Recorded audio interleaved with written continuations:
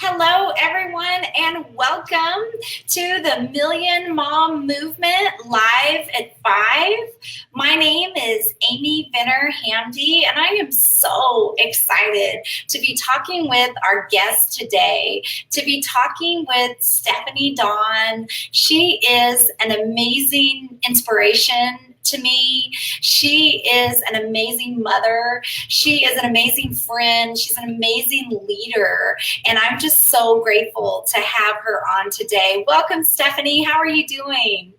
I am doing so good, and it is such an honor to be here with you. Thank you so much for inviting me, Amy. Oh, well, I'm more than excited. You were at our Million Mom Movement Healthy Happy Hour on Sunday. It was so great to share that time with you and to have you share your passion about the Million Mom Movement. And I know we've connected, and I've felt a special connection with you ever since we really started to get to know each other, more than a year ago. So Excellent. Awesome. Well, Well, I just want to say that I'm really super excited about the relaunch of the Million Mom Movement. And as you said, I really obviously identify as a mom. I'm a mom of 2 boys, and I know a lot of moms, and I care deeply about moms. And I work with a lot of moms, so this movement really touches my heart, and I'm so grateful that you started it. Well, thank you. Thank you. And, for many of us know you, you are an awesome leader with awesome presence here in our Purium, Ohana, and community. But for those that don't know you, will you take a moment and give us a little bit about your background? I know you are a business coach. You not only are a passionate mom, a leader in the Purium community, but you have your own business helping others. So tell us a little bit about yourself and your background. Okay, great. Yeah, I'd be happy to. So it's a big surprise to me that I'm a business coach, to be honest with you, because I was a very happy-go-lucky artist, actress, activist for many, many years. I was never motivated by money or business or any of that.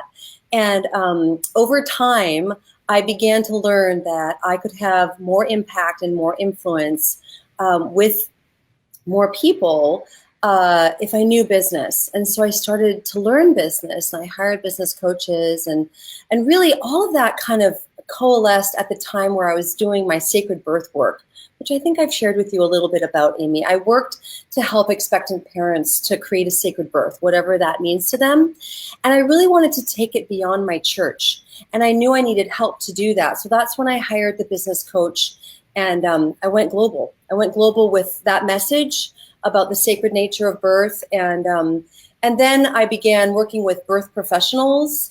And little by little, the birth professionals really needed support with business. And in that way, I developed a one-on-one business coaching practice. And so that's kind of how I got here as a business coach. So yeah, that's my day job. Well, I know you've been very passionate about eating healthy. You've been passionate about organics for a long time. Do you want to share a little background about your, food philosophy, your feelings about organic and the environment? Yeah, definitely. So going back several lives, 25 years ago, I met and fell in love with an organic farmer. And we met in Santa Cruz, California. I just moved down from Vancouver, British Columbia, where I was born and raised. And that relationship changed my life. I ended up moving to the farm with him and learning all about organic farming. And of course, I also learned about conventional farming. And I was pretty horrified, to be honest with you, because I would go for a run around our farm, our organic farm, and I'd come back after the run in the morning and I'd taste something metallic on my tongue. And I was like, oh God, I think they just sprayed pesticides this morning. Oh my gosh. So I started connecting the dots, and I was like, how can we be this certified organic farm that's surrounded by these massive agribusiness farms in the Coachella Valley out near Palm Springs, right? And it just that just lit a fire underneath me, Amy. And so we were together for 3 years, and I learned a lot more, and I began to educate my family and my friends. They thought I was crazy 25 years ago. Yes. I don't know if you can relate. Can you relate to that, Amy? Yes, I can totally relate with people thinking you're crazy. Yeah, so I've been what I call a self-described organic freak for 25 years now, because I was the one, when I first moved to LA, after being on the farm with him, I would go into Ralph's and Trader Joe's and ask them, where's their organic produce? And they were like, oh, it's too expensive or this or that. And I was like, no, really, you need to be bringing in organic produce because I will buy it and I will tell my friends to buy it. And I just kept going in and being that squeaky wheel. And sure enough, I mean, where we are today, Trader Joe's has tons of organic options, and so does Ralph's and lots of other grocery stores. So those were my days of my early organic activism, I guess you'd call it. And then I connected with many environmental organizations here locally in Los Angeles, some like 15 years ago, I guess. And I began working as an environmental activist, social justice activist for Rainforest Action Network, Amazon Watch, Greenpeace, NRDC. And I did a lot of crazy stuff back then, a lot of direct action. And I was with a fiery bunch. We were going to change the world. And we did do a lot of good. And I'm really proud of those days. We did a lot of things that were, fundraisers and canvassing and all kinds of stuff. Because when you're dealing with large issues, you have to, address them all in a very full spectrum kind of a way. So that kind of, all of this experience with all of these different, journeys in my life have led me to here, where I'm a mom now, and I, for the most part, have done the very best that I can with my kids in terms of giving them organic food and options and more superfoods as time goes on here. And so, yeah, I mean, that's really just that's the backstory of why I'm here. Well, that's awesome. And, we've got some really big issues that we're dealing with too on the Million Mom Movement. I understand how, your background and what we're doing, comes together so perfectly.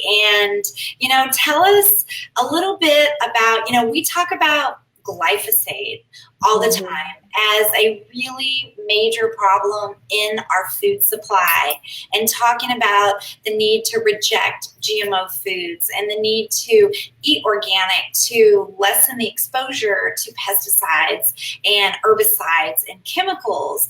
But, share a little bit with me or with our viewers about your thoughts about glyphosate and your thoughts of how it's affecting, us as human beings and even your son. You shared a story on it that was quite powerful. Yeah, I'd be happy to. So first of all, I think the fact that there's chemicals that are being used on food in the United States is insane. So I feel really strongly about that. I think it's crazy that we're doing that to our food, that we're essentially poisoning our food. And it upsets me because I think it has a lot to do with greed, and it has absolutely nothing to do with health and nutrition. And so as a mom, this really hit home for me very recently. I found out, I don't know, maybe a year and a half ago, that Cheerios had the highest amount of glyphosate in them of any product in the United States. Scary. I mean, nobody would ever think that. Who would think that? I could not believe it. And lo and behold, Amy, and I'm not proud of this, but we moms have our blind spots. We're managing a lot. That was Zephyr's favorite cereal. So I knew it wasn't organic, but he loved it. He had Honey Nut Cheerios, he had Cheerios, and I was like, that's it, Zeffy. I'm sorry, but Cheerios have got to go. So they left our kitchen. And I was really sad about that, like that I had to take away one of his favorite foods. And, as moms, we want to give our children foods that they love. And that was really hard for me. And then I got really angry. That this was happening to our foods, that this herbicide was being used on our crops. And I knew and know how many moms give their children Cheerios as one of their first foods all across the United States. Oh, So, absolutely. I mean, we did. I mean, exactly. That's like the first food you buy for toddlers. yeah, it just disintegrates in their mouth, right? Like there's no danger of choking or. So I just, ever since then, I've wanted to sound the alarms, to just like wake people up. And little by little, more and more information keeps coming in. Like there was a paper from the University of California, San Diego that came out in the fall of 2017 that said in Southern California alone, Amy, glyphosate levels had gone up 500% in the last 25 years. And I was like, that's since I've lived here. And I was just, this is nuts. This is nuts. And so let's fast forward to this again, to this fall. Zephyr was starting his 6th grade. And so I'd taken the Cheerios out of his diet, but I hadn't taken another favorite food of his, Trader Joe's wheat bagels. Okay. Exactly. And I really like Trader Joe's, and then we kind of think, oh, it's a higher quality, Right. Yeah, like they say they have non-GMO corn, they have organic corn, they say all of our corn's non-GMO, and I just have to trust them on that. And I have confronted them on that, and that's what they've told me. But so he was having these serious gut issues at the start of school last year. And he was having diarrhea every morning and in pain every morning. And he's a vibrant little man. Like you've met him. Oh, and yeah, I love Zephyr. Whole life, right? Really bright, really connected. And so when someone is that bright and that connected, and then all of a sudden they're very ill repeatedly for multiple days, like I was like, oh God, like, what's going on? The same kid. Yeah. So then, of course, because of the work that we're doing with Purium and the knowledge that I've been gaining about glyphosate, I of course knew that it could be in the wheat of the bagels that he was eating. And I said, buddy, we gotta stop doing these bagels. We gotta stop a lot of things, actually, because I consulted with our mutual friend, Erin, about, I told her what was going on. And she said, Steph, take out the wheat, take out the corn, because she wanted me to take out things that could further exacerbate an already inflamed gut. Exactly. And then I took out sugar, and we don't really do any soy. So I just took all those things out, and then I, of course, gave him our product Biome Medic, and in the hopes that something would shift for him. And he can't swallow, so he doesn't swallow it. So I would just open the little container and put it in his yogurt, either in the morning, or I would send it. I'd send the capsule with him so he could put it in his food, whatever he was drinking that day or whatever, just to give him autonomy and empowerment, to like give himself his medicine. And so in 7 days, approximately, like 1 week, I said, Zeph, what's going on? How are you feeling? And he said, I'm fine, Mom. He was back to his normal self. And I was like, wait, like, you're not having any of the stomach issues, any of the diarrhea? He's like, no, Mom, I'm fine. And so he's been fine ever since. And none of those products have come back into our kitchen. And I'm just seeing, like, I just have to be really strict about the food that I give him. And Jasper my older boy, he seems to manage okay. He's not quite as sensitive as Zephyr with the food, but nevertheless, they're both on Biome Medic, and so am I. And I'm just so grateful that if we can't stop glyphosate from being on our food, we can at least have a product that can take it out of our bodies. So, yeah. Well, that's very well said, because I know you've been an activist, for non-GMO. You've been an activist for organics for years and years and years. And as hard as we're trying, in our activism for those issues, we have not been successful at stopping it, maybe slowing it, shining a light on it. And at the same time, it's a problem that's pervasive. And so this solution that we have is just so critical. And I consider it kind of like just baseline nutrition, kind of like a well-being insurance policy.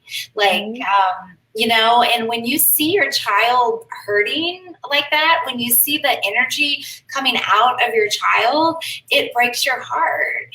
And so knowing that it's connected to the food that we're giving our children, it's, there's a lot of things that go on too. And so now knowing that there is something that can help him, we're watching what we're buying at the store, we're watching what we're putting on our plate, and we've got this baseline that can help him, deal with that and support his gut health is really awesome.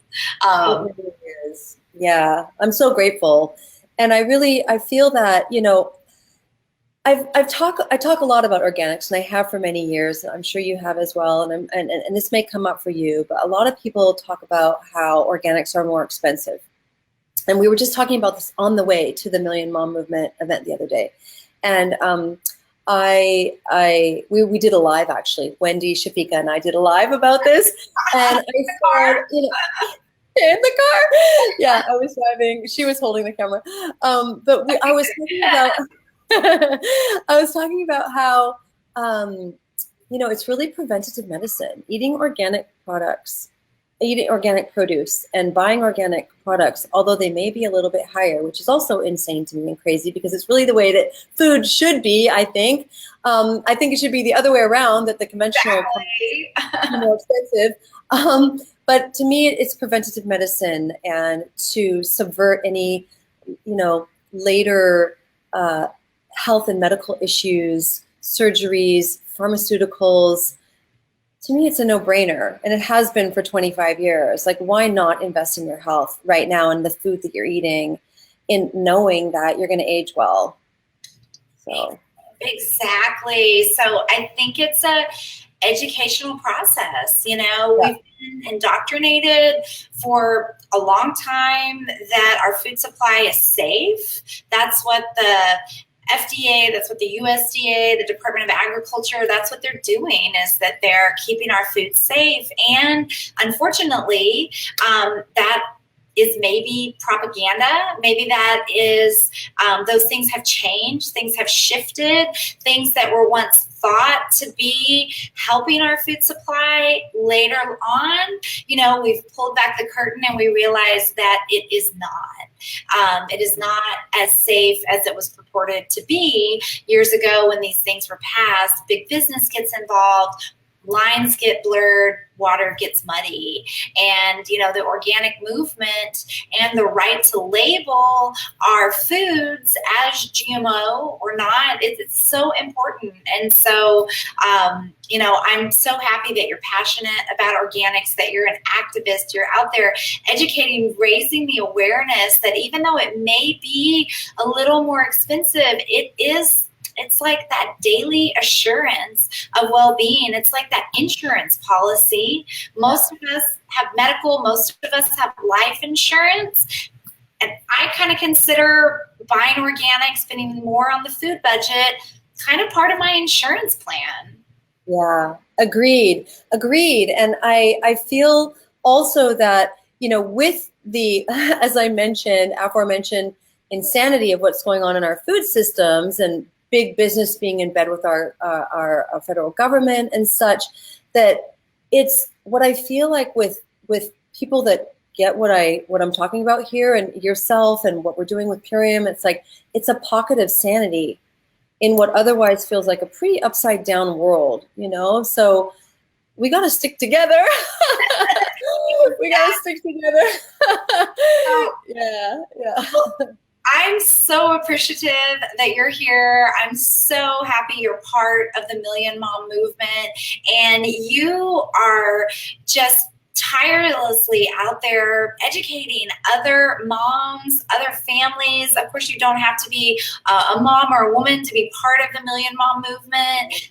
It's a community of like-minded individuals that want to know more, do more, you know, be more involved in their nutrition, you know, just raise the consciousness of the inputs that we're putting in our body on a daily basis. So I thank you so much, Stephanie, for your time today. I thank you even more for your passion around this movement and all that you've done to, you know, educate others on how they can change their own lives, the lives of their families, and the lives of their community. Beautiful, beautiful. And thank you so much for having me and for your vision and for your leadership. You are leading the way, my dear, and I'm so happy to be here with you. Well, awesome, awesome. Well, thank you. We're doing it together, and it takes a lot of us. It takes an army. We're raising an army of health warriors here to get out and spread this mission. So, you know, we're looking for 1,000 women and 100 communities to share with 10 families each. That gets our first million, and then we move on beyond from that. So I'm so grateful that we're on this mission together. Me too, Amy. I love you. Many blessings. Love you. You too. Okay. Thank you, everyone, for listening. And we will be with you on Thursday for another live at 5. And love everybody. Bye for now.